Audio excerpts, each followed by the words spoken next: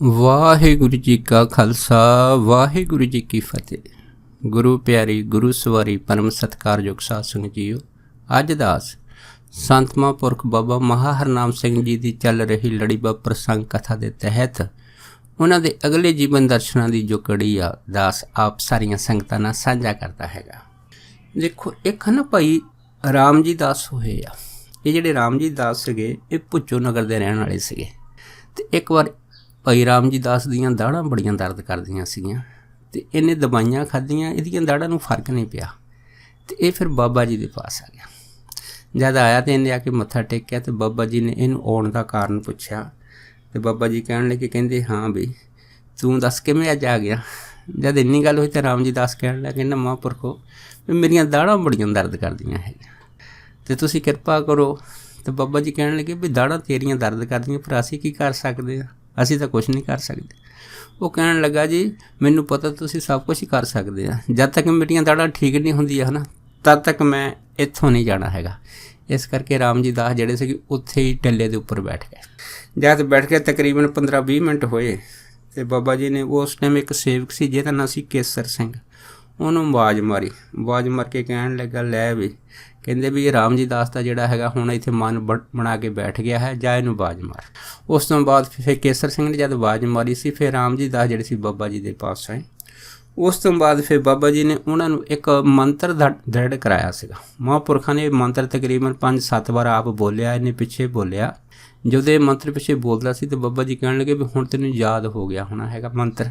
ਜਦ ਇੰਨੀ ਗੱਲ ਹੋਈ ਤਾਂ ਫਿਰ ਰਾਮ ਜੀ ਦਾਸ ਕਹਿਣ ਲੱਗੇ, ਹਾਂ ਜੀ ਹੁਣ ਮੈਂ ਇਹਨੂੰ ਨਹੀਂ ਭੁੱਲਾਂਗਾ।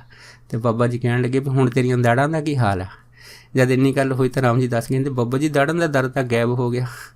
ਜਦ ਇੰਨੀ ਗੱਲ ਹੋਈ ਤਾਂ ਫਿਰ ਬਾਬਾ ਜੀ ਕਹਿਣ ਲੱਗੇ, ਕਹਿੰਦੇ ਦੇਖ ਜਿਸ ਤਰ੍ਹਾਂ ਤੇਰੀਆਂ ਦਾੜ੍ਹਾਂ ਦੇ ਦਰਦ ਤੋਂ ਆਰਾਮ ਆਇਆ ਹੈ ਨਾ, ਇਸ ਤਰ੍ਹਾਂ ਤੂੰ ਦੂਸਰਿਆਂ ਵਾਸਤੇ ਵੀ ਪਰਉਪਕਾਰ ਕਰਿਆ ਕਰ। ਉਸ ਤੋਂ ਬਾਅਦ ਦੇਖੋ ਜਿਹੜਾ ਰਾਮ ਜੀ ਦਾਸ ਸੀਗਾ ਨਾ ਇਹ ਦਾੜ੍ਹਾਂ ਠਾਕਣ ਦਾ ਕੰਮ ਕਰਦਾ ਹੁੰਦਾ ਸੀਗਾ ਉਹਨਾਂ ਟਾਈਮਾਂ ਵਿੱਚ। ਅਤੇ ਇਹ ਜਿਹੜਾ ਮੰਤਰ ਬਾਬਾ ਜੀ ਨੇ ਰਾਮ ਜੀ ਦਾਸ ਨੂੰ ਦਿੱਤਾ ਸੀਗਾ ਹੈ ਨਾ, ਇਹ ਰਾਮ ਜੀ ਦਾਸ ਕਿਸੇ ਨੂੰ ਨਹੀਂ ਸੀ ਦੱਸਦਾ ਹੁੰਦਾ।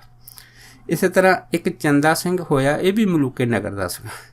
ਅਤੇ ਇੱਕ ਵਾਰ ਜੇ ਦਰਸ਼ਨ ਕਰਨ ਆਇਆ ਅਤੇ ਚੰਦਾ ਸਿੰਘ ਦੇ ਨਾਲ ਹਰਨਾਮ ਸਿੰਘ ਢਿੱਲੋਂ, ਇਹ ਕੱਚੀ ਭੁੱਚੋ ਦਾ ਸੀਗਾ ਅਤੇ ਉੱਥੇ ਵਿਆਹਿਆ ਹੋਇਆ ਸੀਗਾ ਅਤੇ ਇਹ ਵੀ ਨਾਲ ਦਰਸ਼ਨ ਕਰਨ ਆਇਆ ਸੀਗਾ। ਉਸ ਤੋਂ ਬਾਅਦ ਬਾਬਾ ਜੀ ਨੇ ਹੈ ਨਾ ਚੰਦਾ ਸਿੰਘ ਦਾ ਨਾਮ ਪਤਾ ਜਿਹੜਾ ਸੀਗਾ ਉਹ ਸਾਰਾ ਲਿਖਵਾਇਆ। ਲਿਖਵਾਉਣ ਤੋਂ ਬਾਅਦ ਫਿਰ ਚੰਦਾ ਸਿੰਘ ਨੇ ਨਾ 1 ਰੁਪਈਆ ਰੱਖ ਕੇ ਬਾਬਾ ਮਹਾ ਹਰਨਾਮ ਸਿੰਘ ਨੂੰ ਮੱਥਾ ਟੇਕਿਆ ਸੀਗਾ। ਜਦ ਟੇਕਿਆ ਸੀ ਅਤੇ ਇਹਦੀ ਜੇਬ ਦੇ ਵਿੱਚ ਉਹਨਾਂ ਟਾਈਮਾਂ ਦੇ ਵਿੱਚ 25 ਰੁਪਏ ਸੀ, ਪਰ 1 ਰੁਪਈਆ ਮੱਥਾ ਟੇਕਣ ਦੇ ਨਾਲ 24 ਰੁਪਈਏ ਦੀ ਜੇਬ 'ਚ ਰਹਿ ਗਿਆ। ਅਤੇ ਜਦੋਂ ਇਹ ਮੱਥਾ ਟੇਕ ਕੇ ਹਟਿਆ ਤਾਂ ਬਾਬਾ ਜੀ ਕਹਿਣ ਲੱਗੇ, ਕਹਿੰਦੇ ਵੀ ਚੰਦਾ ਸਿਆ ਅਸੀਂ ਤੇਰੇ ਕੋਲ 25 ਰੁਪਈਏ ਲੈਣੇ ਆ। ਜਦ ਇੰਨੀ ਗੱਲ ਹੋਈ ਤਾਂ ਚੰਦਾ ਸਿੰਘ ਸੋਚਣ ਲੱਗ ਪਿਆ ਵੀ ਰੁਪਈਏ ਤਾਂ ਮੇਰੇ ਕੋਲ 24 ਆ, ਇੱਕ ਤਾਂ ਮੱਥਾ ਟੇਕ ਤਾਂ 25 ਕਿਵੇਂ ਪੂਰੇ ਕਰਾਂ। ਜਦ ਇੰਨੀ ਗੱਲ ਹੋਈ ਤਾਂ ਚੰਦਾ ਸਿੰਘ ਚੁੱਪ ਕਰ ਗਿਆ ਕਿਉਂਕਿ ਇਹਨੂੰ ਪੜ੍ਹ ਸੀਗਾ। ਅਤੇ ਉਸ ਤੋਂ ਬਾਅਦ ਫਿਰ ਬਾਬਾ ਜੀ ਇਸ ਨੂੰ ਆਖਣ ਲੱਗੇ, ਕਹਿੰਦੇ ਚੱਲ ਇਸ ਤਰ੍ਹਾਂ ਕਰ, ਅਗਰ ਤੇਰੇ ਕੋਲ 25 ਰੁਪਈਏ ਨਹੀਂ ਆ ਤਾਂ ਤੂੰ ਸਾਨੂੰ ਇਸ ਤਰ੍ਹਾਂ ਕਰ 26 ਜਿਹੜੇ ਮਜ਼੍ਹਬੀ ਸਿੰਘ ਆ ਉਹਨਾਂ ਦੇ ਨਾਂ ਲਿਖਾ ਦੇ ਆਪਣੇ, ਜਿਹਨਾਂ ਨੂੰ ਤੂੰ ਜਾਣਦਾ ਹੈਗਾ। ਜਦ ਇਹਨੂੰ ਇਹ ਗੱਲ ਆਖੀ ਅਤੇ ਫਿਰ ਚੰਦਾ ਸਿੰਘ ਹੋਣਾ ਨੇ ਜਿਹੜਾ ਸੀਗਾ ਉਹਨਾਂ ਟਾਈਮਾਂ ਦੇ ਵਿੱਚ ਜਦ ਆਬਾਦੀ ਘੱਟ ਹੁੰਦੀ ਸੀਗੀ, ਬਿਰਲੇ ਘਰ ਸੀਗੇ, 18 ਮਜ਼੍ਹਬੀ ਸਿੱਖਾਂ ਦੇ ਘਰ ਬਾਬਾ ਜੀ ਨੂੰ ਲਿਖਾਏ ਸੀ। ਜਦ 18 ਸਿੱਖਾਂ ਦੇ ਘਰ ਲਿਖਾਏ ਸੀ ਉਸ ਤੋਂ ਬਾਅਦ ਫਿਰ ਬਾਬਾ ਜੀ ਕਹਿਣ ਲੱਗੇ, ਕਹਿੰਦੇ ਨਹੀਂ ਭਾਈ ਸਾਨੂੰ 26 ਚਾਹੀਦੇ ਆ। ਫਿਰ ਇਹਨੇ ਸੋਚ ਕੇ ਜਾਣੀ ਕਿ ਉਹ ਜਿਹੜੇ ਨਾਂ ਸੀ ਜਿਵੇਂ ਕਿਵੇਂ ਪੂਰੇ ਕਰਾ ਦਿੱਤੇ। ਜਦੋਂ ਨਾਂ ਪੂਰੇ ਹੋ ਗਏ ਨਾ ਤਾਂ ਬਾਬਾ ਜੀ ਕਹਿਣ ਲੱਗੇ, ਲੈ ਵੀ ਹੁਣ ਤੂੰ ਜਾ ਸਕਦਾ। ਉਸ ਤੋਂ ਬਾਅਦ ਫਿਰ ਚੰਦਾ ਸਿੰਘ ਜਦ ਆਪਣੇ ਨਗਰ ਗਿਆ ਸੀ, ਤਕਰੀਬਨ ਇਸ ਘਟਨਾ ਤੋਂ 2 ਮਹੀਨੇ ਬਾਅਦ ਬਾਬਾ ਜੀ ਨੇ ਆਪਣਾ ਇੱਕ ਸੇਵਾਦਾਰ ਭੇਜਿਆ ਅਤੇ ਉਹ ਸੇਵਾਦਾਰ ਜਦ ਚੰਦਾ ਸਿੰਘ ਦੇ ਪਾਸ ਆਇਆ ਅਤੇ ਉਹਨੇ ਸੇਵਾਦਾਰ ਨੇ 25 ਰੁਪਈਏ ਚੰਦਾ ਸਿੰਘ ਨੂੰ ਬਾਬਾ ਜੀ ਵੱਲੋਂ ਜਿਹੜੇ ਭੇਜੇ ਹੋਏ ਸੀ ਇਸ ਚੰਦਾ ਸਿੰਘ ਨੂੰ ਦੇ। ਜਦ ਚੰਦਾ ਸਿੰਘ ਨੂੰ ਦੇ ਅਤੇ ਚੰਦਾ ਸਿੰਘ ਬੜਾ ਹੈਰਾਨ ਹੋਇਆ। ਪਰ ਜਦ ਹੈਰਾਨ ਹੋਇਆ ਤਾਂ ਫਿਰ ਉਹ ਸੇਵਕ ਨੂੰ ਕਹਿਣ ਲੱਗਾ, ਕਹਿੰਦਾ ਜੀ ਮੈਂ ਤਾਂ ਬਾਬਾ ਜੀ ਨੂੰ ਕੋਈ ਰੁਪਈਆ ਨਹੀਂ ਦਿੱਤਾ ਹੈਗਾ ਅਤੇ ਬਾਬਾ ਜੀ ਨੂੰ ਕੇਵਲ ਨਾਂ ਲਿਖਾਏ ਸੀ। ਜਦ ਇੰਨੀ ਗੱਲ ਹੋਈ ਸੇਵਕ ਕਹਿਣ ਲੱਗਾ ਕਿ ਮੈਨੂੰ ਇਹਦੇ ਬਾਰੇ ਪਤਾ ਨਹੀਂ, ਬਸ ਮਹਾਂਪੁਰਖਾਂ ਨੇ ਮੈਨੂੰ ਕਹਿ ਦਿੱਤਾ ਕਿ ਆ 25 ਰੁਪਏ ਜਾ ਕੇ ਚੰਦਾ ਸਿੰਘ ਨੂੰ ਦੇ ਦੇ ਅਤੇ ਬਾਕੀ ਹੁਣ ਤੇਰੀ ਮਰਜ਼ੀ ਹੈਗੀ ਆ, ਜੇ ਤੂੰ ਲੈਣੇ ਠੀਕ ਆ ਅਤੇ ਇਹ ਤੈਨੂੰ ਬਾਬਾ ਜੀ ਨੇ ਭੇਜੇ ਆ, ਅਤੇ ਜੇ ਤੂੰ ਨਹੀਂ ਵੀ ਲੈਣੇ ਤਾਂ ਉੱਥੇ ਜਾ ਕੇ ਵਾਪਸ ਮੋੜ ਸਕਦਾ। ਇੰਨੀ ਗੱਲ ਹੋਈ ਅਤੇ ਚੰਦਾ ਸਿੰਘ ਪਹਿਲਾਂ ਤਾਂ ਨਾ ਕਰ ਗਿਆ, ਪਰ ਮੁੜ ਕੇ ਫਿਰ ਨੇ ਜਿਹੜੇ 25 ਰੁਪਈਏ ਸੀਗੇ ਹੈ ਨਾ ਬਾਬਾ ਜੀ ਵੱਲੋਂ ਭੇਜੇ ਉਹ ਫਿਰ ਰੱਖ ਲਏ ਸੀ। ਜਦ 25 ਰੁਪਏ ਰੱਖ ਲਏ ਉਸ ਤੋਂ ਬਾਅਦ ਚੰਦਾ ਸਿੰਘ ਮਹਾਂਪੁਰਖਾਂ ਦੇ ਪਾਸ ਕਦੇ ਦਰਸ਼ਨ ਕਰਨ ਨਹੀਂ ਗਿਆ। ਪਰ ਇਸ ਤੋਂ ਬਾਅਦ ਅੱਜ ਵੀ ਜਿਹੜਾ ਚੰਦਾ ਸਿੰਘ ਦਾ ਪਰਿਵਾਰ ਜਿਹੜਾ ਹੈਗਾ ਉਹ ਬਾਬਾ ਜੀ ਦਾ ਸ਼ਰਧਾਲੂ ਹੈਗਾ। ਇਸ ਤਰ੍ਹਾਂ ਇੱਕ ਵਾਰੀ ਹੈ ਨਾ ਇੱਕ ਮਾਈ ਜਿਹੜੀ ਸੀ ਉਹ ਮਹਾਂਪੁਰਖਾਂ ਦੇ ਪਾਸ ਆਈ। ਉਹਨੇ ਆ ਕੇ ਹੈ ਨਾ ਬਾਬਾ ਜੀ ਨੂੰ ਬੇਨਤੀ ਕੀਤੀ ਆਪਣੀ ਪੁੱਤਰ ਦੀ ਪ੍ਰਾਪਤੀ ਵਾਸਤੇ। ਜਦ ਪੁੱਤਰ ਦੀ ਪ੍ਰਾਪਤੀ ਵਾਸਤੇ ਬੇਨਤੀ ਕੀਤੀ ਤਾਂ ਉਸ ਟਾਈਮ ਭਾਈ ਰਤਨ ਸਿੰਘ ਡਰੋਲੀ ਜਿਹੜੇ ਸੀਗੇ ਇਹ ਸੇਵਾ ਦੇ ਵਿੱਚ ਖੜ੍ਹੇ ਸੀ। ਅਤੇ ਬਾਬਾ ਜੀ ਨੇ ਰਤਨ ਸਿੰਘ ਡਰੋਲੀ ਨੂੰ ਆਖਿਆ, ਕਹਿੰਦੇ ਇਹ ਜਿਹੜੀ ਮਾਈ ਪੁੱਤਰ ਦੀ ਕਾਮਨਾ ਕਰਕੇ ਆਈ ਆ, ਇਸ ਨੂੰ ਬਾਹਰ ਰੁਕ ਦੇ, ਸਾਡੇ ਪਾਸ ਨਹੀਂ ਲਿਆਉਣਾ, ਨਾ ਇਹਨੂੰ ਮੱਥਾ ਟਿਕਾਉਣਾ। ਜਦ ਇੰਨੀ ਗੱਲ ਹੋਈ ਤਾਂ ਫਿਰ ਜਾ ਕੇ ਭਾਈ ਰਤਨ ਸਿੰਘ ਨੇ ਉਸ ਮਾਈ ਨੂੰ ਕਹਿ ਤਾ, ਕਹਿੰਦੇ ਮਾਈ ਬਾਬਾ ਜੀ ਦਾ ਹੁਕਮ ਆ, ਤੁਸੀਂ ਅੰਦਰ ਨਹੀਂ ਜਾਣਾ ਹੈਗਾ, ਅਤੇ ਇਸ ਕਰਕੇ ਤੁਸੀਂ ਜਿੱਥੋਂ ਆਏ ਆ ਉੱਥੋਂ ਵਾਪਸ ਮੁੜ ਜਾਓ। ਪਰ ਜਿਹੜੀ ਮਾਈ ਸੀਗੀ ਨਾ ਸਿਦਕ ਵਾਲੀ ਸੀਗੀ, ਉਹ ਕਹਿਣ ਲੱਗੀ ਵੀ ਮੈਂ ਤਾਂ ਘਰੋਂ ਅਰਦਾਸ ਕਰਕੇ ਤੁਰੀ ਹਾਂ ਅਤੇ ਪੁੱਤਰ ਦੀ ਕਾਮਨਾ ਵਾਸਤੇ, ਇਸ ਕਰਕੇ ਮੈਂ ਹੁਣ ਪਿੱਛੇ ਨਹੀਂ ਜਾਣਾ ਹੈਗਾ। ਉਹ ਮਾਈ ਜਿੱਥੇ ਰੋਕੀ ਸੀ ਉੱਥੇ ਹੀ ਬੈਠ ਗਈ। ਉਹਨੇ ਪੱਲਾ ਅੱਡ ਲਿਆ। ਜਦ ਪੱਲਾ ਅੱਡ ਕੇ ਬੈਠ ਗਈ ਅਤੇ ਬਾਬਾ ਜੀ ਦੇ ਚਰਨਾਂ ਦੇ ਵਿੱਚ ਮਨ ਹੀ ਮਨ ਬੇਨਤੀਆਂ ਕਰਨ ਲੱਗ ਪਈ। ਤਾਂ ਉਹ ਕਰੀਬਨ 20 ਕੁ ਮਿੰਟ ਜਦ ਹੋ ਗਏ ਅਤੇ ਬਾਬਾ ਜੀ ਨੇ ਭਾਈ ਰਤਨ ਸਿੰਘ ਡਰੋਲੀ ਨੂੰ ਕਿਹਾ, ਕਹਿੰਦੇ ਚੱਲ ਇੱਦਾਂ ਕਰ, ਉਹ ਮਾਈ ਜਿਹੜੀ ਹੁਣ ਅੜੀ ਕਰਕੇ ਬੈਠ ਗਈ ਉਹਨੂੰ ਸਾਡੇ ਪਾਸ ਲੈ ਆ। ਫਿਰ ਜਦ ਭਾਈ ਰਤਨ ਸਿੰਘ ਹੁਣਾਂ ਨੇ ਉਹ ਮਾਈ ਨੂੰ ਬਾਬਾ ਜੀ ਦੇ ਪਾਸ ਲਿਆਂਦਾ, ਬਾਬਾ ਜੀ ਨੇ ਆਖਿਆ ਵੀ ਹਾਂ ਦੱਸ ਕੀ ਚਾਹੁੰਦੀ ਆ। ਕਹਿੰਦੀ ਬਾਬਾ ਜੀ ਕਿਰਪਾ ਕਰੋ ਵੀ ਮੈਨੂੰ ਪੁੱਤਰ ਦੀ ਦਾਤ ਬਖਸ਼ ਦਿਓ। ਇੰਨੀ ਗੱਲ ਹੋਈ ਅਤੇ ਬਾਬਾ ਜੀ ਕਹਿਣ ਲੱਗੇ, ਕਹਿੰਦੇ ਵੀ ਤੇਰੇ ਕਰਮਾਂ 'ਚ ਨਹੀਂ ਹੈਗਾ। ਫਿਰ ਉਹ ਕਹਿਣ ਲੱਗੇ, ਬਾਬਾ ਜੀ ਜੇ ਨਹੀਂ ਕਰਮਾਂ 'ਚ ਤਾਂ ਤੁਸੀਂ ਹੁਣ ਕਰ ਦਿਓ। ਜਦ ਇੰਨੀ ਗੱਲ ਹੋਈ ਬਾਬਾ ਜੀ ਕਹਿੰਦੇ, ਲੈ ਬਈ ਮਿਲ ਤਾਂ ਤੈਨੂੰ ਪੁੱਤਰ ਜਾਊਗਾ, ਪਰ ਗੱਲ ਇਹ ਆ ਕਿ ਜੇ ਵੱਡਾ ਹੋਊਗਾ ਤਾਂ ਤੇਰੇ 'ਤੇ ਡਾਂਗ ਚੱਕੂਗਾ। ਅਤੇ ਉਹ ਕਹਿਣ ਲੱਗੇ ਵੀ ਜਿੱਦਾਂ ਕਿੱਦਾਂ ਦਾ ਵੀ ਹੈਗਾ ਤੁਸੀਂ ਭੇਜ ਦੇਵੋ। ਤਾਂ ਫਿਰ ਉਹ ਬਾਬਾ ਜੀ ਨੇ ਕੀ ਕੀਤਾ, ਉਸ ਮਾਈ ਨੂੰ ਕਹਿਤਾ ਜਾ ਫਿਰ ਸ਼ੁੱਧ ਹੈਗਾ। ਉਸ ਤੋਂ ਬਾਅਦ ਮਾਈ ਦੀ ਫਿਰ ਲੜਕਾ ਹੋਇਆ ਸੀਗਾ। ਉਹ ਲੜਕਾ ਜਦੋਂ ਵੱਡਾ ਹੋਇਆ ਤਾਂ ਉਹ ਆਪਣੇ ਪਿਤਾ ਦੇ ਨਾਲ ਲੜਿਆ ਕਰੇ। ਜਾਂ ਲੜਿਆ ਕਰੇ, ਇੱਕ ਦਿਨ ਇਹਦੇ ਜਿਹੜੇ ਮਾਤਾ ਪਿਤਾ ਸੀ ਲੜਕੇ ਤੋਂ ਬੜੇ ਤੰਗ ਆ ਕਿ ਮੁੜ ਕੇ ਫਿਰ ਬਾਬਾ ਮਹਾਰਨਾਮ ਸੋਹਣਾ ਜੀ ਦੇ ਪਾਸ ਗਏ। ਕਹਿਣ ਲੱਗੇ ਬਾਬਾ ਜੀ ਇੱਕ ਪੁੱਤਰ ਵਾ ਤੁਹਾਡੇ ਤੋਂ ਮੰਗ ਕੇ ਲਿਆ ਸੀ, ਪਰ ਹੁਣ ਲੜਾਈ ਝਗੜੇ ਬੜੇ ਕਰਦਾ, ਡਾਂਗ ਚੱਕ ਲੈਂਦਾ। ਜਦ ਇੰਨੀ ਗੱਲ ਹੋਈ ਤਾਂ ਬਾਬਾ ਜੀ ਹੱਸ ਕੇ ਕਹਿਣ ਲੱਗੇ, ਚੱਲ ਕੋਈ ਨਹੀਂ, ਤੁਸੀਂ ਇਸ ਤਰ੍ਹਾਂ ਕਰੋ 6 ਮਹੀਨੇ ਵਾਸਤੇ ਉਹਨੂੰ ਹੈ ਨਾ ਸਾਡੇ ਪਾਸ ਛੱਡ ਜਾਓ। ਉਸ ਤੋਂ ਬਾਅਦ ਉਹਦੇ ਮਾਂ ਬਾਪ ਜਿਹੜੇ ਸੀਗੇ ਉਹਨਾਂ ਨੇ ਕੀ ਕੀਤਾ, ਆਪਣਾ ਪੁੱਤਰ 6 ਮਹੀਨੇ ਬਾਬਾ ਜੀ ਦੇ ਪਾਸ ਛੱਡ ਦਿੱਤਾ। ਅਤੇ ਜਦ 6 ਮਹੀਨੇ ਪੂਰੇ ਹੋਏ ਸੀ ਫਿਰ ਬਾਬਾ ਜੀ ਨੇ ਕੀ ਕਿਹਾ, ਕਹਿੰਦੇ ਵੀ ਹਾਂ ਪੁਰਖਾ ਹੁਣ 6 ਮਹੀਨੇ ਦੀ ਤੈਨੂੰ ਸੰਗਤ ਮਿਲ ਗਈ, ਮਹਾਂਪੁਰਖਾਂ ਦੇ ਦਰਸ਼ਨ ਮਿਲ ਗਏ, ਹੁਣ ਜਿਹੜੀ ਤੇਰੀ ਬਿਰਤੀ ਹੈਗੀ ਆ ਉਹ ਹੁਣ ਜਿਹੜੀ ਆ ਉਹ ਆਮ ਇਨਸਾਨਾਂ ਨਾਲੋਂ ਦੇਵਤਿਆਂ ਵਾਲੀ ਹੋ ਗਈ ਆ। ਉਸ ਤੋਂ ਬਾਅਦ ਜਦੋਂ ਇਹਦੇ ਮਾਂ ਬਾਪ ਲੈਣ ਇਹਨੇ ਬੱਚੇ ਨੂੰ ਆਏ ਸੀ ਅਤੇ ਉਹਨਾਂ ਨੇ ਆ ਕੇ ਬਾਬਾ ਜੀ ਨੂੰ ਬੇਨਤੀ ਕੀਤੀ ਵੀ ਬਾਬਾ ਜੀ ਤੁਸੀਂ 6 ਮਹੀਨੇ ਵਾਸਤੇ ਕਿਹਾ ਸੀ ਅਤੇ ਹੁਣ ਅਸੀਂ ਆ ਗਏ ਹਾਂ ਅਤੇ ਸਾਡਾ ਪੁੱਤਰ ਤੇ ਸਾਡੇ ਨਾਲ ਤੋਰ ਦਿਓ। ਅਤੇ ਬਾਬਾ ਜੀ ਹੱਸ ਕੇ ਕਹਿਣ ਲੱਗੇ ਚੱਲ ਠੀਕ ਆ। ਜਦ ਬਾਬਾ ਜੀ ਨੇ ਉਹਨਾਂ ਦੇ ਪੁੱਤਰ ਨੂੰ ਆਵਾਜ਼ ਮਾਰੀ ਅਤੇ ਉਹਨੂੰ ਆ ਕੇ ਬਾਬਾ ਜੀ ਨੇ ਇਹ ਆਖਿਆ, ਕਹਿੰਦੇ ਲੈ ਬਈ ਇਸ ਤਰ੍ਹਾਂ ਕਰ, ਆਹ ਡਾਂਗ ਚੱਕ ਦੇ ਮੋਢੇ 'ਤੇ ਰੱਖ ਲਿਆ। ਉਹ ਲੜਕੇ ਕੀਤਾ 7 ਵਚਨ ਕਹਿ ਕੇ ਇੱਕ ਡਾਂਗ ਥੱਲੇ ਪਈ ਸੀ ਚੱਕ ਕੇ ਮੋਢੇ 'ਤੇ ਰੱਖ ਦਿੱਤੀ। ਅਤੇ ਬਾਬਾ ਜੀ ਕਹਿਣ ਲੱਗੇ ਦੇਖ ਤੇਰੇ ਮਾਂ ਬਾਪ ਤੈਨੂੰ ਲੈਣ ਆਇਆ, ਚੱਲ ਤੂੰ ਇਸ ਤਰ੍ਹਾਂ ਕਰ, ਇਹ ਡਾਂਗ ਚੱਕ ਕੇ ਹੈ ਨਾ ਇਹਨਾਂ ਦੇ ਜ਼ੋਰ ਨਾਲ ਮਾਰ। ਜਦ ਇੰਨੀ ਗੱਲ ਹੋਈ ਉਹਦੇ ਪੁੱਤਰ ਨੇ ਨੀਵੀਂ ਪਾ ਲਈ। ਜਦ ਨੀਵੀਂ ਪਾ ਲਈ ਬਾਬਾ ਜੀ ਦੇਖਦੇ ਰਹੇ। ਬਾਬਾ ਜੀ ਕਹਿਣ ਲੱਗੇ ਕੀ ਗੱਲ, ਡਾਂਗ ਕਿਉਂ ਨਹੀਂ ਮਾਰਦਾ ਹੈਗਾ? ਅਤੇ ਉਹ ਪੁੱਤਰ ਨੀਵੀਂ ਪਾ ਕੇ ਉਹਨੇ ਸਿਰ ਮਾਰ ਦਿੱਤਾ ਵੀ ਨਹੀਂ ਮੈਂ ਹੁਣ ਡਾਂਗ ਨਹੀਂ ਮਾਰਨੀ ਹੈ।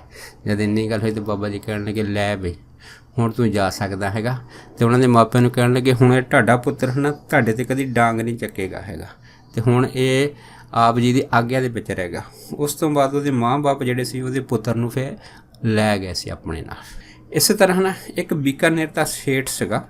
ਜਦ ਇਹ ਆਇਆ ਸੀ ਇਹਨੇ ਆ ਕੇ ਆਪਣੀ ਬੋਲੀ ਵਿੱਚ ਡਮਕ ਡੇ ਕਹਿ ਕੇ ਹੈ ਨਾ ਬਾਬਾ ਜੀ ਨੂੰ ਮੱਥਾ ਟੇਕ ਦਿੱਤਾ ਸੀ। ਜਦ ਮੱਥਾ ਟੇਕ ਦਿੱਤਾ ਸੀ ਅਤੇ ਫਿਰ ਪੁੱਤਰ ਦੀ ਕਾਮਨਾ ਕੀਤੀ।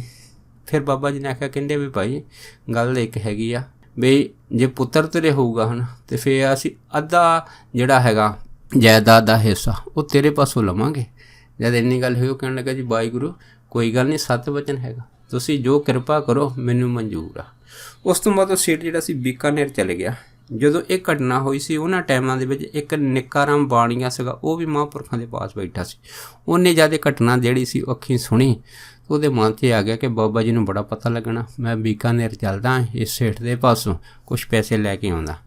ਉਹ ਫਿਰ ਜਿਹੜਾ ਨਿੱਕਾ ਰਾਮ ਬਾਣੀਆ ਸੀਗਾ ਨਾ ਬੀਕਾਨੇਰ ਚਲ ਗਿਆ ਸੀਗਾ। ਜਦੋਂ ਸੇਠ ਦੇ ਘਰ ਗਿਆ ਤਾਂ ਉਹਨੂੰ ਜਾ ਕੇ ਕਹਿਣ ਲੱਗਾ ਕਿ ਮੈਨੂੰ ਬਾਬਾ ਜੀ ਨੇ ਭੇਜਿਆ ਵੀ ਤੁਸੀਂ 10,000 ਰੁਪਈਆ ਮੈਨੂੰ ਦੇ ਦਿਓ। ਜਦ ਇੰਨੀ ਗੱਲ ਕਹੀ ਤਾਂ ਸੇਠ ਕਹਿਣ ਲੱਗਾ ਵੀ ਗੱਲ ਇੱਕ ਹੈਗੀ ਆ, ਬਾਬਾ ਜੀ ਨੇ ਕਿਹਾ ਹੈਗਾ ਵੀ ਪੁੱਤਰ ਦੀ ਗੱਲ ਸੀਗੀ ਜਾਇਦਾਦ ਦੀ, ਅਤੇ ਕਹਿੰਦੇ ਵੀ ਜਦੋਂ ਪੁੱਤਰ ਹੋ ਜਾਊਗਾ ਮੈਂ ਤੁਹਾਨੂੰ ਦੇ ਦੂੰਗਾ।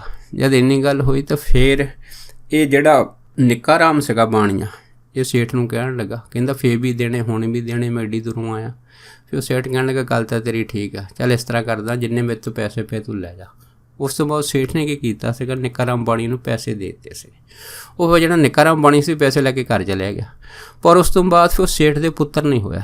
ਜਦ ਪੁੱਤਰ ਨਹੀਂ ਹੋਇਆ, ਉਹ ਸੇਠ ਫਿਰ ਮਹਾਂਪੁਰਖਾਂ ਦੇ ਪਾਸ ਵਾਪਸ ਪੁੱਛੋ ਆਇਆ ਸੀਗਾ। ਜਦ ਆਇਆ ਤਾਂ ਉਹਨੇ ਬੇਨਤੀ ਬਾਬਾ ਜੀ ਨੂੰ ਕੀਤੀ, ਕਹਿੰਦੇ ਬਾਬਾ ਜੀ ਵੀ ਤੁਹਾਡਾ ਸੇਵਕ ਪੈਸੇ ਵੀ ਲੈ ਗਿਆ ਅਤੇ ਪੁੱਤਰ ਵੀ ਮੇਰੇ ਨਹੀਂ ਹੋਇਆ। ਜਦ ਇੰਨੀ ਗੱਲ ਹੋਈ, ਬਾਬਾ ਜੀ ਕਹਿਣ ਲੱਗੇ ਵੀ ਅਸੀਂ ਤਾਂ ਕੋਈ ਸੇਵਕ ਨਹੀਂ ਭੇਜਿਆ ਤੇਰੇ ਪਾਸ। ਅਤੇ ਫਿਰ ਉਹਨੇ ਨਾਂ ਦੱਸਿਆ ਵੀ ਇੱਦਾਂ ਕਰਕੇ ਇੱਕ ਇੱਥੇ ਬੈਠਾ ਸੀਗਾ ਐਸ ਹੁਰੀਆ ਦਾ ਆਦਮੀ ਸੀਗਾ, ਉਹ ਜਿਹੜਾ ਸੀਗਾ ਪੈਸੇ ਲੈ ਕੇ ਗਿਆ ਹੈਗਾ। ਜਦ ਬਾਬਾ ਜੀ ਨੂੰ ਪਤਾ ਲੱਗਾ, ਬਾਬਾ ਜੀ ਕਹਿਣ ਲੱਗੇ ਵੀ ਤੂੰ ਕਿਤੇ ਨਿੱਕਾ ਰਾਮ ਬਾਣੀ ਦੀ ਗੱਲ ਤਾਂ ਨਹੀਂ ਕਰਦਾ। ਉਹ ਕਹਿਣ ਲੱਗਾ ਜੀ ਮੈਨੂੰ ਨਹੀਂ ਪਤਾ, ਬਸ ਮੈਂ ਤੁਹਾਨੂੰ ਦੱਸ ਦਿੱਤਾ ਹੈਗਾ। ਫਿਰ ਬਾਬਾ ਜੀ ਨੇ ਆਪਣਾ ਸੇਵਕ ਭੇਜਿਆ ਸੀਗਾ, ਫਿਰ ਨਿੱਕੇ ਰਾਮ ਬਾਣੀਏ ਨੂੰ ਸੱਦਿਆ ਸੀਗਾ। ਜਦ ਨਿੱਕਾ ਰਾਮ ਬਾਣੀਆ ਆਇਆ ਤਾਂ ਸੇਠ ਨੂੰ ਦੇਖ ਕੇ ਜਿਹੜਾ ਸੀਗਾ ਅੰਦਰੋਂ ਬੜਾ ਸ਼ਰਮਿੰਦਾ ਹੋ ਗਿਆ। ਅਤੇ ਬਾਬਾ ਜੀ ਨੇ ਆਖਿਆ ਵੀ ਸਾਨੂੰ ਪਤਾ ਲੱਗਾ ਵੀ ਤੂੰ ਸੇਠ ਤੋਂ ਪੈਸੇ ਲੈ ਕੇ ਆਇਆ ਹੈਗਾ। ਫਿਰ ਨਿੱਕਾ ਰਾਮ ਬਾਣੀਆ ਕਹਿੰਦਾ ਵੀ ਗੱਲ ਤਾਂ ਤੁਹਾਡੀ ਠੀਕ ਹੈ, ਪੈਸੇ ਤਾਂ ਮੈਂ ਲੈ ਕੇ ਆਇਆ। ਅਤੇ ਬਾਬਾ ਜੀ ਕਹਿਣ ਲੱਗੇ ਫਿਰ ਅਸੀਂ ਤੈਨੂੰ ਭੇਜਿਆ ਸੀ ਪੈਸੇ ਲੈਣ, ਤੂੰ ਇਹ ਪੈਸੇ ਕਿਉਂ ਲੈ ਕੇ ਆਇਆ, ਤੈਨੂੰ ਕਿਸ ਨੇ ਕਿਹਾ ਸੀਗਾ। ਉਸ ਤੋਂ ਬਾਅਦ ਫਿਰ ਜਿਹੜਾ ਨਿੱਕਾ ਰਾਮ ਬਾਣੀਆ ਸੀਗਾ ਉਹ ਫਿਰ ਮਹਾਂਪੁਰਖਾਂ ਦੇ ਸਾਹਮਣੇ ਨੀਵੀਂ ਪਾ ਕੇ ਖੜਾ ਰਿਹਾ। ਅਤੇ ਬਾਬਾ ਜੀ ਨੇ ਆਖਿਆ, ਕਹਿੰਦੇ ਲੈ ਵੀ ਸੇਠਾ ਇਸ ਤਰ੍ਹਾਂ ਕਰ, ਦੱਸ ਤੇਰੇ ਕਿੰਨੇ ਪੈਸੇ ਸੀ। ਫਿਰ ਸੇਠ ਨੇ ਜਿੰਨੇ ਪੈਸੇ ਦੱਸੇ ਸੀ ਨਾ ਮਹਾਂਪੁਰਖਾਂ ਨੂੰ, ਉਨੇ ਹੀ ਪੈਸੇ ਆਪਣੇ ਸੇਵਾਦਾਰ ਨੂੰ ਕਹਿ ਕੇ ਅੰਦਰੋਂ ਮੰਗਾਏ ਸੀ ਅਤੇ ਵਿਧ ਵਿਆਜ ਉਹ ਸੇਠ ਨੂੰ ਦਿੱਤੇ ਸੀ। ਅਤੇ ਨਾਲ ਫਿਰ ਉਹਨੂੰ ਪੁੱਤਰ ਦੀ ਦਾਤ ਵੀ ਦਿੱਤੀ ਸੀ ਮਹਾਂਪੁਰਖਾਂ ਨੇ। ਇਸ ਤਰ੍ਹਾਂ ਨਾ ਇੱਕ ਵਾਰੀ ਇੱਕ ਜਿਹੜਾ ਲੰਬੜਦਾਰ ਈਸ਼ਰ ਸਿੰਘ ਸੀਗਾ, ਇਹ ਵੀ ਮਹਾਂਪੁਰਖਾਂ ਦੇ ਕੋਲ ਦਰਸ਼ਨ ਕਰਨ ਆਇਆ ਸੀਗਾ। ਜਦ ਦਰਸ਼ਨ ਕਰਨ ਆਇਆ ਸੀਗਾ ਤਾਂ ਜਦ ਬਾਬਾ ਜੀ ਦੇ ਪਾਸ ਬੈਠਾ ਸੀਗਾ, ਇਹਦਾ ਇੱਕ ਸੀਰੀ ਜਿਹੜਾ ਕਾਮਾ ਸੀਗਾ ਉਹ ਵੀ ਪਿੱਛੇ ਆ ਗਿਆ। ਜਦ ਉਹ ਆਇਆ ਤਾਂ ਉਹਨੇ ਫਿਰ ਲੰਬੜਦਾਰ ਈਸ਼ਰ ਸਿੰਘ ਨੂੰ ਆਖਿਆ, ਕਹਿੰਦੇ ਜੀ ਗੱਲ ਇੱਦਾਂ ਆ, ਆਪਣਾ ਜਿਹੜਾ ਊਠ ਆ ਨਾ ਉਹ ਗਵਾਚ ਗਿਆ ਹੈਗਾ। ਜਦ ਇੰਨੀ ਗੱਲ ਹੋਈ ਤਾਂ ਕੋਲ ਬਾਬਾ ਜੀ ਨੇ ਜਿਹੜੇ ਸੀ ਇਹਦੀ ਗੱਲ ਵੀ ਸੁਣੀ। ਉਸ ਤੋਂ ਬਾਅਦ ਕਹਿ ਕੇ ਜਿਹੜਾ ਸੀਰੀ ਸੀਗਾ ਵਾਪਸ ਚਲੇ ਗਿਆ। ਅਤੇ ਫਿਰ ਲੰਬੜਦਾਰ ਈਸ਼ਰ ਸਿੰਘ ਨੂੰ ਕਹਿ ਗਿਆ ਕਿ ਇਸ ਤਰ੍ਹਾਂ ਕਰੋ ਵੀ ਊਠ ਜਿਹੜਾ ਹੈਗਾ ਆਪਣਾ ਗਵਾਚ ਗਿਆ, ਤੁਸੀਂ ਪੜਤਾਲ ਕਰ ਲਓ। ਜਦ ਇੰਨੀ ਗੱਲ ਹੋਈ ਤਾਂ ਫਿਰ ਬਾਬਾ ਜੀ ਨੇ ਲੰਬੜਦਾਰ ਈਸ਼ਰ ਸਿੰਘ ਨੂੰ ਕਹਿਣ ਲੱਗਾ ਵੀ ਤੇਰਾ ਸੀਰੀ ਤੈਨੂੰ ਕੀ ਕਹਿੰਦਾ ਸੀਗਾ। ਫਿਰ ਉਹ ਸੀਰੀ ਨੇ ਕਿਹਾ ਜੀ ਆਪਣਾ ਜਿਹੜਾ ਊਠ ਆ ਨਾ ਘਰ ਦਾ ਉਹ ਗਵਾਚ ਗਿਆ ਹੈਗਾ। ਜਦ ਇੰਨੀ ਗੱਲ ਹੋਈ, ਬਾਬਾ ਜੀ ਕਹਿਣ ਲੱਗੇ ਵੀ ਇਹ ਜਿਹੜਾ ਸੀਰੀ ਆ ਇਹਨੇ ਤੈਨੂੰ ਕਿਸ ਤਰ੍ਹਾਂ ਆਖਿਆ ਸੀ ਊਠ ਗਵਾਚ ਗਿਆ। ਅਤੇ ਫਿਰ ਲੰਬੜਦਾਰ ਕਹਿਣ ਲੱਗੇ ਜੀ ਉਸਨੇ ਇਹੋ ਹੀ ਸਾਨੂੰ ਦੱਸਿਆ ਕਿ ਤੇਰਾ ਊਠ ਗਵਾਚ ਗਿਆ। ਅਤੇ ਬਾਬਾ ਜੀ ਕਹਿਣ ਲੱਗੇ, ਕਹਿੰਦੇ ਭਾਈ ਉਹ ਤੇਰੇ ਸੀਰੀ ਨੇ ਸਹੁੰ ਖਾ ਕੇ ਕਿਹਾ ਸੀਗਾ ਕਿ ਮੇਰਾ ਊਠ ਗਵਾਚ ਗਿਆ ਹੈਗਾ। ਜਦ ਇੰਨੀ ਗੱਲ ਹੋਈ ਤਾਂ ਫਿਰ ਲੰਬੜਦਾਰ ਕਹਿਣ ਲੱਗੇ ਜੀ ਸਹੁੰ ਤਾਂ ਉਹਨੇ ਨਹੀਂ ਖਾਧੀ, ਪਰ ਇੰਨਾ ਜ਼ਰੂਰ ਕਹਿ ਦਿੱਤਾ ਹੈਗਾ ਕਿ ਊਠ ਗਵਾਚ ਗਿਆ। ਅਤੇ ਬਾਬਾ ਜੀ ਕਹਿਣ ਲੱਗੇ ਜੇ ਉਹਨੇ ਸਹੁੰ ਹੀ ਨਹੀਂ ਖਾਧੀ ਫਿਰ ਤੇਰਾ ਊਠ ਗਵਾਚਾ ਨਹੀਂ ਹੈ, ਜਾ ਕੇ ਘਰ ਦੇਖ। ਉਸ ਤੋਂ ਬਾਅਦ ਜਦ ਲੰਬੜਦਾਰ ਘਰ ਗਿਆ ਸੀਗਾ, ਜਦ ਕੀ ਦੇਖਿਆ ਤਾਂ ਊਠ ਜਿਹੜਾ ਸੀਗਾ ਨਾ ਉਹ ਲੰਬੜਦਾਰ ਦੇ ਘਰ ਹੀ ਸੀਗਾ। ਉਹ ਕਿਵੇਂ ਘੁੰਮ ਕੇ ਆ ਗਿਆ ਇਹ ਤਾਂ ਹੁਣ ਮਹਾਂਪੁਰਖਾਂ ਦੀਆਂ ਮਹਾਂਪੁਰਖ ਹੀ ਜਾਣ ਸਕਦੇ ਆ। ਇਸ ਤਰ੍ਹਾਂ ਨਾ ਇੱਕ ਭਾਈ ਰਤਨ ਸਿੰਘ ਡਰੋਲੀ ਵਾਲਾ ਹੋਇਆ। ਇਹ ਜਿਹੜਾ ਸੀਗਾ ਇਹ ਮਹਾਂਪੁਰਖਾਂ ਦੀ ਬੜੀ ਸੇਵਾ ਕਰਦਾ ਹੁੰਦਾ ਸੀਗਾ। ਇੱਕ ਦਿਨ ਬਾਬਾ ਜੀ ਨੇ ਤਾਂ ਖੁਸ਼ ਹੋ ਕੇ ਇਹਨੂੰ ਸੂਰਜ ਦਾ ਧਿਆਨ ਕਰਨ ਵਾਸਤੇ ਇੱਕ ਜਿਹੜਾ ਸੀਗਾ ਉਹ ਮੰਤਰ ਦਿੱਤਾ ਅਤੇ ਨਾਲ ਕਹਿ ਦਿੱਤਾ ਵੀ ਸੂਰਜ ਨੂੰ ਦੇਖਣਾ ਹੈਗਾ, ਇਸ ਪਾਠ ਦਾ ਜਿਹੜਾ ਹੈ ਜਾਪ ਕਰਨਾ ਹੈਗਾ। ਉਸ ਤੋਂ ਬਾਅਦ ਭਾਈ ਰਤਨ ਸਿੰਘ ਜਦੋਂ ਇਹ ਕੰਮ ਕਰਨ ਲੱਗ ਗਿਆ ਸੀਗਾ ਅਤੇ ਉਸ ਤੋਂ ਬਾਅਦ ਰਤਨ ਸਿੰਘ ਦੀ ਜਿਹੜੀ ਨਜ਼ਰ ਸੀਗੀ, ਕਿਉਂਕਿ ਸੂਰਜ ਦੀ ਤੇਜ਼ ਗਰਮੀ ਦੇ ਨਾਲ ਨਜ਼ਰ ਜਿਹੜੀ ਸੀ ਉਹ ਕਮਜ਼ੋਰ ਹੋ ਗਈ ਸੀ। ਉਸ ਤੋਂ ਬਾਅਦ ਫਿਰ ਬਾਬਾ ਜੀ ਨੇ ਭਾਈ ਰਤਨ ਸਿੰਘ ਡਰੋਲੀ ਨੂੰ ਇਹ ਕਹਿ ਦਿੱਤਾ ਸੀਗਾ, ਕਹਿੰਦੇ ਵੀ ਭਾਈ ਤੂੰ ਇਸ ਤਰ੍ਹਾਂ ਕਰ, ਇਸ ਸਾਡੇ ਪਾਸ ਆ ਜਾ। ਉਸ ਤੋਂ ਬਾਅਦ ਫਿਰ ਜਦ ਰਤਨ ਸਿੰਘ ਡਰੋਲੀ ਮਹਾਂਪੁਰਖਾਂ ਦੇ ਪਾਸ ਗਿਆ ਸੀਗਾ ਅਤੇ ਫਿਰ ਬਾਬਾ ਜੀ ਨੇ ਇਹਦੀ ਫਿਰ ਸ਼ਰ੍ਹਾ ਕਰਾਈ ਸੀ। ਸ਼ਰ੍ਹਾ ਕਰਾਉਣ ਤੋਂ ਬਾਅਦ ਫਿਰ ਇਹਦੀ ਨਜ਼ਰ ਜਿਹੜੀ ਸੀ ਠੀਕ ਹੋ ਗਈ ਸੀ। ਉਸ ਤੋਂ ਬਾਅਦ ਫਿਰ ਬਾਬਾ ਜੀ ਨੇ ਕਿਹਾ, ਕਹਿੰਦੇ ਇਸ ਤਰ੍ਹਾਂ ਕਰ ਵੀ ਤੂੰ ਹੁਣ ਬਾਬਾ ਚਿੰਤਰਾਮ ਮਾਂ ਜੀ ਇਹਨਾਂ ਦੀ ਸੇਵਾ ਦੇ ਵਿੱਚ ਹਾਜ਼ਰ ਹੋ ਜਾ। ਕਿਉਂਕਿ ਬਾਬਾ ਚਿੰਤਰਾਮ ਜਿਹੜੇ ਸੀਗੇ ਇਹ ਵਿਦੇਹੀ ਪੁਰਖ ਹੁੰਦੇ ਸੀਗੇ, ਇਹ ਹਮੇਸ਼ਾ ਸਮਾਧੀ 'ਚ ਰਹਿੰਦੇ ਸੀ, ਇਹਨਾਂ ਨੂੰ ਖਾਣ ਪੀਣ ਦੀ ਕੋਈ ਸੁੱਧ ਨਹੀਂ ਸੀ ਹੁੰਦੀ।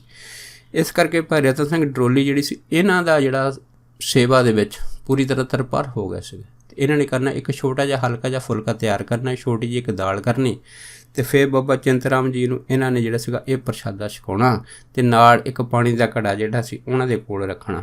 ਅਤੇ ਫਿਰ ਇਸ ਤਰ੍ਹਾਂ ਭਾਈ ਰਤਨ ਸਿੰਘ ਡਰੋਲੀ ਜਿਹੜੇ ਸੀਗੇ ਫਿਰ ਬਾਬਾ ਚਿੰਤਰਾਮ ਜੀ ਦੀ ਸੇਵਾ ਦੇ ਵਿੱਚ ਮਹਾਂਪੁਰਖਾਂ ਦੇ ਹੁਕਮ ਅਨੁਸਾਰ ਜਿਹੜੇ ਸੀਗੇ ਉਹ ਜੁਟ ਗਏ ਸੀਗੇ। ਇਸ ਤਰ੍ਹਾਂ ਇੱਕ ਭਾਈ ਧੰਨਾ ਸਿੰਘ ਜੀ ਹੋਇਆ। ਇਹ ਜਿਹੜਾ ਧੰਨਾ ਸਿੰਘ ਸੀ ਇਹਨਾਂ ਨੂੰ ਭਗਤ ਕਹਿੰਦੇ ਸੀ, ਭੁੱਚੋ ਨਗਰ ਦਾ ਹੁੰਦਾ ਸੀ ਅਤੇ ਇਹ ਵੀ ਮਹਾਂਪੁਰਖਾਂ ਦੇ ਪਾਸ ਜਿਹੜਾ ਸੀਗਾ ਕਿਤੇ ਕਿਤੇ ਆਉਂਦਾ ਸੀ। ਇੱਕ ਦਿਨ ਆਇਆ ਇਹਨੇ ਬਾਬਾ ਜੀ ਨੂੰ ਆਖਿਆ, ਕਹਿੰਦੇ ਬਾਬਾ ਜੀ ਸਾਡੇ ਘਰ ਦੇ ਕਲੇਸ਼ ਬੜਾ ਹੈਗਾ। ਜਦ ਇੰਨੀ ਗੱਲ ਵੀ ਮਹਾਂਪੁਰਖ ਕਹਿਣ ਲੱਗੇ ਵੀ ਕਾਹਦਾ ਕਲੇਸ਼ ਆ। ਇਹ ਕਹਿਣ ਲੱਗਾ ਕਿ ਮੇਰੀ ਘਰ ਵਾਲੀ ਜਿਹੜੀ ਉਹ ਬੜੀ ਲੜਦੀ ਆ। ਅਤੇ ਬਾਬਾ ਜੀ ਕਹਿਣ ਲੱਗੇ ਵੀ ਉਹ ਕਿਸ ਗੱਲੋਂ ਲੜਦੀ। ਅਤੇ ਇਹਨੇ ਫਿਰ ਧੰਨਾ ਸਿੰਘ ਨੇ ਜਿਹੜਾ ਸੀ ਮਹਾਂਪੁਰਖਾਂ ਨੂੰ ਇਹ ਦੱਸਿਆ ਸੀਗਾ, ਕਹਿੰਦੇ ਵੀ ਮੇਰੇ ਦੀਆਂ 2 ਲੜਕੀਆਂ ਹੈਗੀਆਂ ਅਤੇ ਇਹ ਲੜਕੀਆਂ ਜਿਹੜੀਆਂ ਹੈਗੀਆਂ ਹੁਣ ਜਵਾਨ ਹੋ ਚੁੱਕੀਆਂ, ਵਿਆਹੁਣ ਦੇ ਕਾਬਲ ਵਾ। ਅਤੇ ਕਹਿੰਦੇ ਮੇਰੀ ਘਰ ਵਾਲੀ ਇਹ ਕਹਿੰਦੀ ਆ ਵੀ ਇਹਨਾਂ ਦੇ ਵਿਆਹ 'ਤੇ ਮਠਿਆਈ ਪਾਉਣੀ ਆ। ਅਤੇ ਬਾਬਾ ਜੀ ਕਹਿਣ ਲੱਗੇ ਜੇ ਘਰ 'ਚ ਗਰੀਬੀ ਆ ਅਤੇ ਤੁਸੀਂ ਮਠਿਆਈ ਕਿਵੇਂ ਪਾ ਸਕਦੇ ਆ। ਜਦ ਇੰਨੀ ਗੱਲ ਹੋਈ ਤਾਂ ਫਿਰ ਇਹ ਜਿਹੜਾ ਭਗਤ ਸਿੰਘ ਸੀ ਇਹ ਮਹਾਂਪੁਰਖਾਂ ਨੂੰ ਕਹਿਣ ਲੱਗਾ ਬਾਬਾ ਜੀ ਇਸ ਗੱਲ ਦੀ ਲੜਾਈ ਹੈਗੀ ਆ ਅਤੇ ਮੈਂ ਚਾਹੁੰਦਾ ਕਿ ਆਪਾਂ ਕਰਜ਼ਾ ਚੱਕ ਕੇ ਵੀ ਜਾਣੀ ਕਿ ਇਹ ਕੰਮ ਕਰੀਏ ਅਤੇ ਸਾਰੀ ਉਮਰ ਕਰਜ਼ਾ ਨਹੀਂ ਲੈਣਾ ਹੈਗਾ। ਜਦ ਇੰਨੀ ਗੱਲ ਹੋਈ ਤਾਂ ਬਾਬਾ ਜੀ ਆਖਣਗੇ ਤੈਨੂੰ ਕਰਜ਼ਾ ਚੱਕਣ ਦੀ ਕੀ ਲੋੜ ਆ, ਤੂੰ ਆਪਣੇ ਪ੍ਰਾਣ 'ਤੇ ਦ੍ਰਿੜ ਰਹਿ। ਜਦ ਇੰਨੀ ਗੱਲ ਹੋਈ ਤਾਂ ਫਿਰ ਇਹ ਜਿਹੜਾ ਭਾਈ ਭਗਤ ਸਿੰਘ ਸੀਗਾ ਨਾ, ਇਹ ਫਿਰ ਬਾਬਾ ਜੀ ਨੂੰ ਕਹਿਣ ਲੱਗਾ, ਕਹਿੰਦਾ ਜੀ ਗੱਲ ਇੱਕ ਹੈਗੀ ਆ ਕਿ ਮੈਂ ਤਾਂ ਆਪਣੇ ਪ੍ਰਾਣ 'ਤੇ ਦ੍ਰਿੜ ਰਹਿੰਦਾ ਹੈਗਾ, ਪਰ ਮੇਰੀ ਘਰ ਵਾਲੀ ਨਹੀਂ ਮੰਨਦੀ ਹੈ। ਜਦ ਇੰਨੀ ਗੱਲ ਹੋਈ ਤਾਂ ਬਾਬਾ ਜੀ ਕਹਿਣ ਲੱਗੇ, ਕਹਿੰਦੇ ਭਾਈ ਤੂੰ ਆਪਣੇ ਪ੍ਰਾਣ ਦੇ ਉੱਤੇ ਚੰਗੀ ਤਰ੍ਹਾਂ ਡਟਿਆ ਰਹਿ ਅਤੇ ਤੇਰੀ ਘਰ ਵਾਲੀ ਜਿਹੜੀ ਉਹਨੂੰ ਤੂੰ ਜਾਣ ਦੇ, ਬਸ ਤੂੰ ਆਪਣਾ ਵਚਨ ਨਿਭਾ। ਦੇਖੋ ਇੱਧਰ ਮਹਾਂਪੁਰਖ ਨੇ ਇੰਨੀ ਗੱਲ ਕਹੀ ਆ ਅਤੇ ਉੱਧਰ ਫਿਰ ਧੰਨਾ ਸਿੰਘ ਨੇ ਥੱਲੇ ਸਿਰ ਜਿਹੜਾ ਸੀਗਾ ਨੀਵਾਂ ਕਰਕੇ ਮਹਾਂਪੁਰਖਾਂ ਦੇ ਘਰ ਵਚਨ ਕਰ ਦਿੱਤਾ ਵੀ ਬਿਲਕੁਲ ਮੈਂ ਆਪਣਾ ਜਿਹੜਾ ਪ੍ਰਾਣ ਵਾ ਉਹ 'ਤੇ ਪੂਰੀ ਤਰ੍ਹਾਂ ਦ੍ਰਿੜ ਰਹੂੰਗਾ। ਜਦ ਇੰਨੀ ਗੱਲ ਹੋਈ ਤਾਂ ਫਿਰ ਬਾਬਾ ਜੀ ਕਹਿਣਗੇ, ਕਹਿੰਦੇ ਸ਼ੁੱਧ ਹੈ। ਜਦ ਸ਼ੁੱਧ ਕਿਹਾ ਤਾਂ ਫਿਰ ਭਾਈ ਧੰਨਾ ਸਿੰਘ ਜਿਹਨਾਂ ਨੂੰ ਭਗਤ ਜੀ ਕਰਕੇ ਆਖਦੇ ਹੁੰਦੇ ਸੀਗੇ, ਇਹਦੀ ਫਿਰ ਘਰ ਵਾਲੀ ਜਿਹੜੀ ਸੀ ਉੱਧਰੋਂ ਪੂਰੀ ਹੋ ਗਈ ਸੀਗੀ, ਉਹਦੇ ਪ੍ਰਾਣ ਪਖੇਰੂ ਹੋ ਗਏ ਸੀ। ਜਦ ਇਹ ਫਿਰ ਧੰਨਾ ਸਿੰਘ ਘਰ ਗਿਆ ਸੀ ਅਤੇ ਫਿਰ ਆਲੇ ਦੁਆਲੇ ਜਿਹੜੇ ਨਾਲ ਦੇ ਗੁਆਂਢੀ ਉਹਨੇ ਦੱਸਿਆ ਵੀ ਤੇਰੀ ਘਰ ਵਾਲੀ ਜਿਹੜੀ ਆ ਉਹਨੂੰ ਚੱਕਦਮ ਅਟੈਕ ਹੋ ਗਿਆ ਅਤੇ ਪੂਰੀ ਹੋ ਗਈ। ਫਿਰ ਇਹ ਵਾਪਸ ਮਹਾਂਪੁਰਖਾਂ ਦੇ ਪਾਸ ਆਇਆ ਸੀ। ਇਹਨੇ ਫਿਰ ਆਪਣੀ ਘਰ ਵਾਲੀ ਦੀ ਇਹ ਖਬਰ ਬਾਬਾ ਜੀ ਨੂੰ ਦੱਸੀ ਸੀ ਅਤੇ ਬਾਬਾ ਜੀ ਕਹਿਣ ਲੱਗੇ, ਕਹਿੰਦੇ ਦੇਖ ਭਾਈ ਹੁਣ ਤੂੰ ਆਪਣਾ ਜਿਹੜਾ ਹੈ ਨਾ ਪ੍ਰਾਣ ਹੈਗਾ ਪੂਰਾ ਕਰ ਸਕਦਾ ਹੈਗਾ, ਕਿਉਂਕਿ ਉਹ ਜਿਹੜੇ ਤੇਰਾ ਅੜਿੱਕਾ ਘਰ ਦੇ ਵਿੱਚ ਪਾਉਂਦੀ ਸੀ ਉਹ ਹੁਣ ਅੜਿੱਕਾ ਨਹੀਂ ਪਾਊਗੀ, ਕਿਉਂਕਿ ਉਹ ਹੁਣ ਇਹ ਸਰੀਰ ਛੱਡ ਕੇ ਉਹ ਦੂਸਰੇ ਦੁਨੀਆਂ ਦੇ ਵਿੱਚ ਚਲੀ ਗਈ ਆ। ਜਦ ਇੰਨੀ ਗੱਲ ਹੋਈ ਤਾਂ ਫਿਰ ਧੰਨਾ ਸਿੰਘ ਹੁਣਾਂ ਨੇ ਜਿਹੜਾ ਸੀਗਾ ਆਪਣੀਆਂ ਬੇਟੀਆਂ ਦੀ ਸ਼ਾਦੀ ਜਿਹੜੀ ਸੀਗੀ ਉਹ ਪੂਰੇ ਪੁੰਨ ਅਰਥੀ ਕੀਤੀ ਸੀਗੀ। ਸੋ ਦਾਸ ਇੰਨੇ ਹੀ ਵਚਨ ਮਹਾਂਪੁਰਖਾਂ ਦੇ ਆਪ ਸਾਰੀਆਂ ਸੰਗਤਾਂ ਨਾਲ ਸਾਂਝਾ ਕਰਦਾ ਹੋਇਆ ਖੇਮਾ ਦਾ ਜਾ ਚੁੱਕਾ ਜੀ। ਹੋਈਆਂ ਬੇਅੰਤ ਭੁੱਲਾਂ ਚੁੱਕਾਂ ਦੀ ਖੇਮਾ ਬਖਸ਼ਣੀ। ਸੋ ਫਤਿਹ ਬੁਲਾਓ। ਵਾਹਿਗੁਰੂ ਜੀ ਕਾ ਖਾਲਸਾ, ਵਾਹਿਗੁਰੂ ਜੀ ਕੀ ਫਤਿਹ।